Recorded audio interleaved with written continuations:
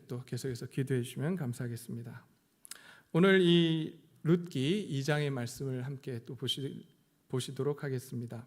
지난주까지 우리가 이 룻의 이야기를 통해서 하나님께서 또 얼마나 이 시대에 하나님 자신을 드러내길 원하시는지, 또 이 보아스라는 인물을 통해서 하나님 자신을 드러내시고 믿지 아니하는 자들에게 하나님의 사랑을 증거하기를 원하시는 그 하나님에 대해서 계속해서 살펴보고 있습니다. 오늘 이 말씀을 보게 되면 있어야 할 것이 없는 그러한 베들레헴의 상황을 보게 됩니다. 어떤 것이 있어야 하냐면 바로 추수할 때가 되면 이스라엘 전역에 무엇이 있어야 하죠? 추수할 때가 되면 이스라엘 전 이스라엘의 밭에 무엇이 있어야 합니까? 떨어진 이삭이 있어야 돼요. 왜 떨어진 이삭들이 있어야 하죠? 그것은 하나님의 명령이기 때문입니다. 지난주 주일날 제가 함께 봤던 말씀 중에 레위기 19장 9절에서 10절 말씀에 이렇게 되어 있습니다. 너희가 너희 땅에서 곡식을 거둘 때에 너는 밭 모퉁이까지 다 거두지 말고 내 떨어진 이삭도 줍지 말며 내 포도원의 열매를 다 따지 말며 내 포도원에 떨어진 열매도 줍지 말고 가난한 사람과 거류민을 위하여 버려두라. 나는 너희의 하나님 여호와니라. 하나님께서 이렇게 명령하셨어요. 명령하셨기 때문에 그 이스라엘 백성들에게, 하나님이 왕 되신 이스라엘 백성들의 그 밭에는 무엇이 존재해야 되죠? 이삭이 존재해야 되고 과일이 존재해야만 합니다. 그런데 오늘 이 말씀을 보게 되면 없었던 것 같아요. 2절 말씀 한번 보시겠습니다. 오늘 본문 2절, 2장 2절입니다. 모압 여인 룻이 나오미 시어머니에게 이르되 원하건대 내가 밭으로 가서 내가 누구에게 은혜를 입으면 그를 따라 이삭을 줍겠나이다 하니 라고 되어 있어요. 은혜를 입으면 이삭을 주울 수 있을 것 같습니다. 그 말은 뭐냐면 이삭 줍는 걸 허락해야지만 주울 수 있다는 거예요. 왜 그럴까요? 하나님은 분명히 뭐라고 말씀하셨냐면 고아와 과부와 나그네를 위해서 그 땅에 이삭들을 남겨두라고 말씀하셨어요. 그런데 주인의 허락을 받아야 한대요. 무슨 상황일까요? 주인이 그것들을 안 주려고 하는 거죠. 왜 안 주려고 할까요? 그건 자기에게 돈이 되기 때문에, 자기 것이라고 생각하기 때문에 그것들을 싸그리 긁어가는 거예요.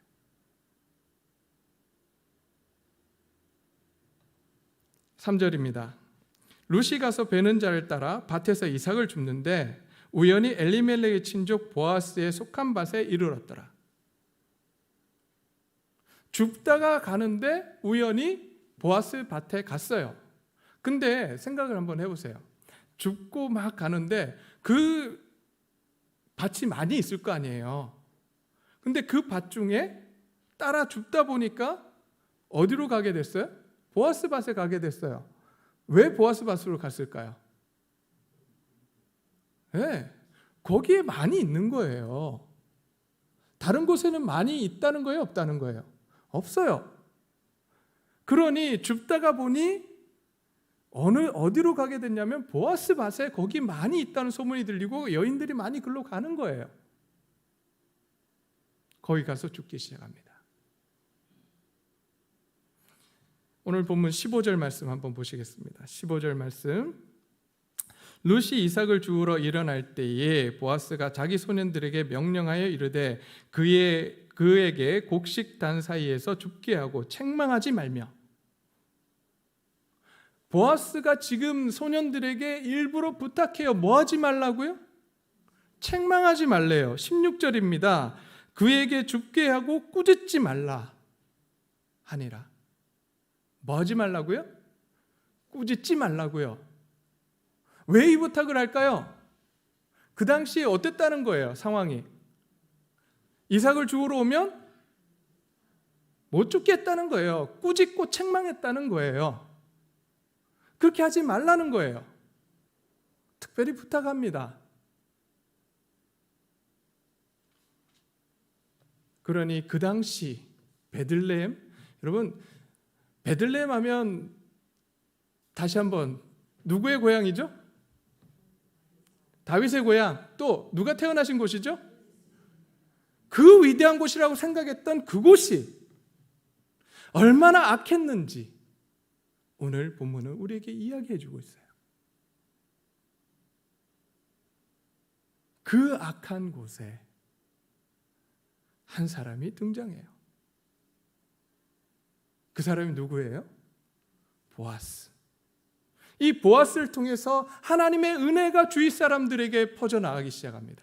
그리고 보아스를 통해서 그곳에 다윗 왕이 태어나고 그곳에 누가 태어나신다고요? 예수님께서 태어나신 거예요. 오늘 이 땅에 우리가 처한 우리의 현실 가운데 보아스와 같은 사람들이 많이 일어나기를 소원합니다. 특별히 우리 교회에 보아스와 같은 분들이 다 되시기를 소원합니다. 그래서 이 땅 가운데 우리가 있는 현실마다, 우리가 있는 곳마다 누가 드러나요? 하나님이 드러나시고 예수 그리스도가 드러나는, 예수 그리스도의 향기가 드러나는 저와 여러분들이 되시기를 소원합니다. 자, 이렇게 있어야 할 것이 없던 그 시대는 있어야 할 것도 없었지만 폭력이 난무하던 시대였습니다. 오늘 본문 말씀을 보게 되면 보아스의 말 속에 이렇게 되어 있습니다. 9절 한번 보실까요? 9절, 2장 9절. 그들이 베는 밭을 보고 그들을 따르라. 내가 그 소년들에게 명령하여 너를 건드리지 말라 하였느니라. 뭐 하지 말라고요? 건드리지 말라고 보호하는 명령을 내렸어요. 그렇다면 반대로 그 땅, 그 베들레헴에서 어떤 일들이 일어났다는 거예요? 악한 일들이 일어났다는 거예요. 특별히 여자들에게, 약한 여성들에게, 그것도 이방 여인은 아주 개취급을 하던, 그래서 자기네들 마음대로 해버렸던 그 시대.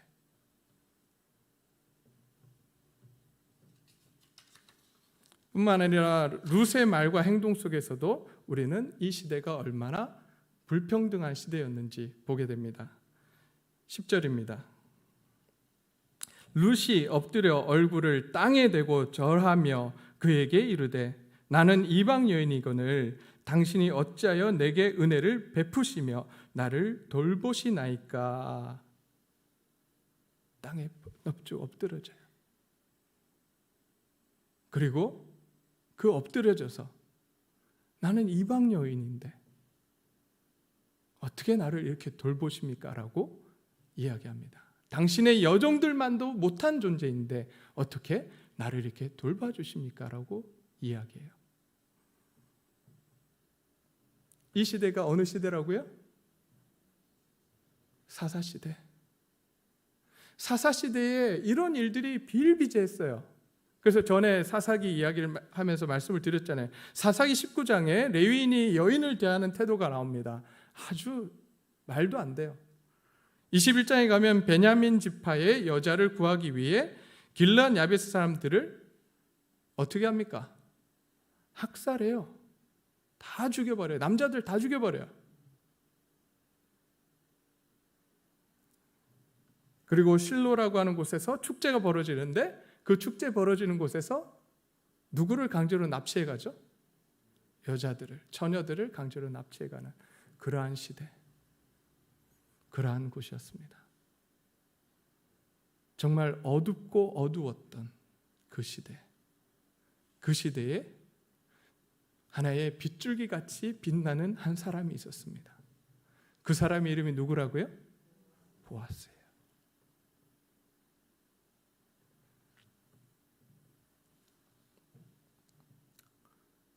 저희 교회 모든 성도님들, 저와 성도님들이 이런 보아스와 같은 사람이 되기를 원합니다. 이 세상에서 어둡다고 불평하고 우리가 원망할 것이 아니라 우리가 보아스가 되기를 소원합니다.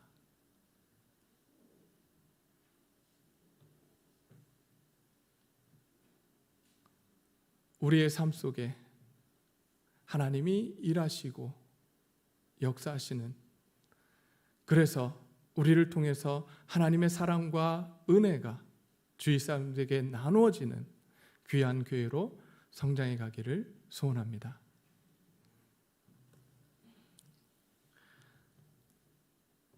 그럼 도대체 보아스는 어떠한 사람이었길래, 어떠한 모습을 보였길래 그렇게 하나님의 모습을 보였을까요? 자, 룻이 베들레헴에 온 이유는 무엇입니까? 어떤 이유로 베들레헴에 왔죠? 룻이 하나님을 알았나요? 몰랐어요. 알긴 알았어요. 누굴 통해서? 나오미를 통해서. 근데 그 나오미를 통해서 알게 된 하나님은 어떤 하나님이었을까요? 어떤 하나님이었을까요? 벌 주시는 하나님, 징계하시는 하나님. 그렇잖아요. 나오미의 삶이 어땠어요? 항상 바닥을 치고 있었어요. 남편 죽었어요. 그 다음에 또 어떻게 했죠? 아들 둘 죽었어요. 그리고 많은 재산을 가지고 갔는데 어떻게 됐어요? 다 탕진됐어요. 그런 하나님을 누가 보고 있어요? 나오미를 통해서 룻이 본 거예요. 그렇다면 제가 만약에 룻이라면 어떤 하나님으로 저에게 비춰지냐면, 나오미의 하나님은 벌 주시는 하나님, 무서운 하나님, 징계하시는 하나님. 그 하나님이라면 보호하심을 구하고 그 하나님 앞에 나오겠습니까? 좀 못 나갈 것 같아요. 나도 벌 받을까 봐. 근데 이런 룻에게 하나님이 정말 어떠한 하나님인지 보여주는 한 사람이 등장합니다. 그 사람의 이름이 누구라고요? 보아스. 어머니 때문에 쫓아 베들레헴까지 왔는데 보아스가 뭐라고 이야기해 주는지 아십니까? 12절 한번 보시겠습니다. 11절 보아스가 그에게 11절부터 보겠습니다. 보아스가 그에게 대답하여 이르되 내 남편이 죽은 후로 내가 시어머니에게 행한 모든 것과 내 부모와 고국을 떠나 전에 알지 못하는 백성에게 온 일이 내게 분명히 알려졌느니라. 여호와께서 내가 행한 일에 보답하시기를 원하며 이스라엘의 하나님 여호와께서 그의 날개 아래 보호를 받으러 온 내게 온전한 상 주시기를 원하노라. 뭐하러 이곳에 왔다고요? 누구의 보호를 받으러 왔다고요? 하나님 여호와께서 그의 날개 아래 보호를 받으러 온 내게 상 주시기를 원한다. 시어머니 때문에 따라왔어요. 근데 그 따라온 그 시어머니 때문에 따라왔지만 보아스는 지금 어떻게 봐주는 거예요? 하나님의 보호하심을 받으러 왔다라고 봐주고 있어요. 이것이 하나님의 시선입니다. 하나님의 마음이에요. 우리가 전에 제가 그런 말씀드렸잖아요. 부자 되기 위해서 교회 오셨다면 잘못 오셨다고, 다른 데 가셔야 된다고. 근데 그렇게 오시더라도 하나님이 이 자리에 온 우리의 마음과 우리를 어떻게 봐주시느냐? 하나님을 사랑해서 이 자리에 왔다라고 봐주십니다. 누구처럼요? 보아스처럼. 우리가 비록 잘못된 의도를 가지고 하나님을 따른다 할지라도 이 자리에 나온 것만큼은 하나님께서 잘 왔다. 네가 나를 사랑해서 이 자리까지 왔다. 그것이 우리를 사랑하시는 아버지의 마음이십니다. 그걸 지금 누가 보여주고 있는 거예요? 보아스가 그걸 보여주고 있는 거예요. 그 사랑을. 이제 저희들도 이런 보아스와 같이 하나님의 자꾸 단점만 보고 그 사람의 잘못된 점만 지적하고 하는 것이 아니라 하나님의 눈으로 그 사람이 잘하는 것을 찾아내고 장점들을 봐주고 칭찬하고 격려하는 그러한 하나님의 교회가 되기를 소원합니다. 뭘 보지 말자고요? 단점 보지 마시자고요. 근데 희한해요. 제가 무슨 말 하려고 하는지 아시죠? 뭐가 보여요? 단점이 기가 막히게 보여요. 왜 그래요? 우리의 죄성이 있기 때문에. 우리의 죄성 때문에.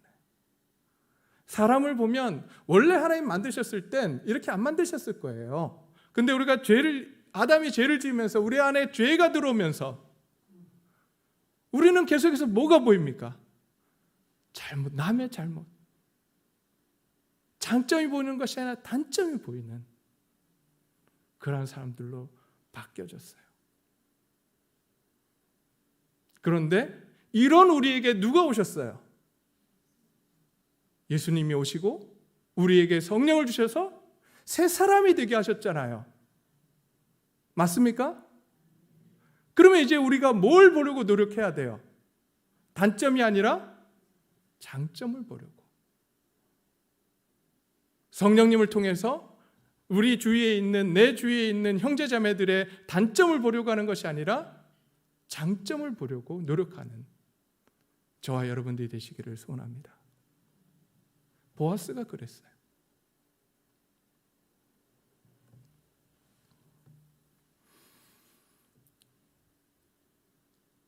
이제 우리가 보아스와 같이 우리의 삶 가운데 하나님을 드러낼 줄 아는 귀한 성도님들이 되시기를 소원합니다.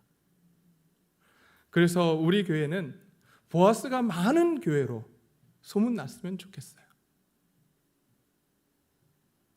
하나님의 사랑이 나타나는, 보아스와 같이 하나님의 사랑을 나타낼 줄 알고 위로하고 격려할 줄 아는 귀한 하나님의 백성이요 하나님의 자녀가 많은 교회로 소문나기를 소원합니다. 제가 아멘 이런 거 굉장히 싫어하거든요. 강요하고 막 이런 거 싫어하는데 우리가 좀 할 필요가 있을 것 같아요. 그냥 아멘 하지 마시고 좀 마음을 굳게 먹고 하나님 앞에서 내가 그렇게, 아멘이 뭐예요? 내가 그렇게 살기를 원합니다. 하나님. 그렇잖아요. 우리가 이제 그렇게 살지 않으면 이 세상에서 버림받은 소금과 같이 돼요. 맛을 잃은 소금과 같이 세상에서 버려질 수밖에 없어요. 그럴 수 없잖아요. 이제 우리가 바뀌어야 됩니다. 보아스와 같이 하나님 사랑을 우리가 증거하는 자들로 변화되게 해달라고 우리 간절히 기도하기를 소원합니다.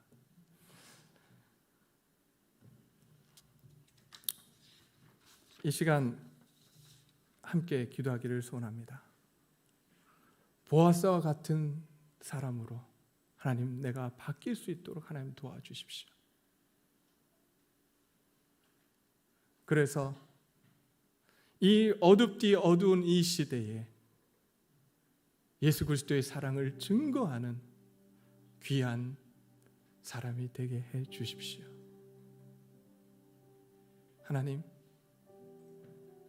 저를 아시지 않습니까? 부족한 사람인 거 아시지 않습니까?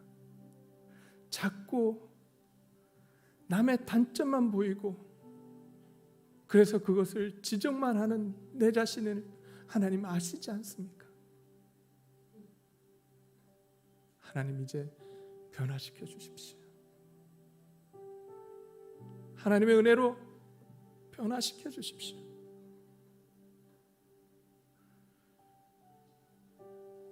단점이 아니라 장점을 보고 칭찬하고 격려할 줄 아는 하나님, 그러한 사람이 되게 해주십시오. 우리 이렇게 하나님 앞에 간절히 기도하기를 소원합니다. 우리 자신들 하나님 앞에 완전히 내려놓고 하나님 앞에 간절히 구하기